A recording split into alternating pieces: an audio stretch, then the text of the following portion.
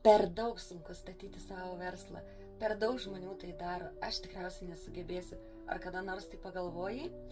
Patikėk, dabar statyti verslą yra žymiai 1000 kartų geriau nei kažkada buvo anksčiau, nes prieš 15-20 metų nebuvo nei Facebooko, TikToko, Instagramo, jokių socialinių medijų ir vienintelis būdas buvo statyti tinklinio marketingo verslą, rasti klientus, rasti komandos narius, buvo eiti į gatvę, kalbinti juos, ieškoti žmonių, kontaktuoti su draugais, pažįstamais ar šeimos nariais.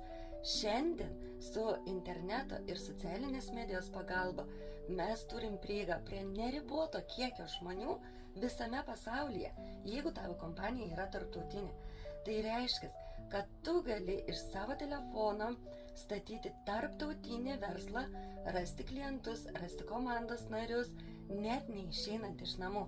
Dabar yra 1000 kartų lengviau statyti savo verslą. Laikas ir tau pradėti.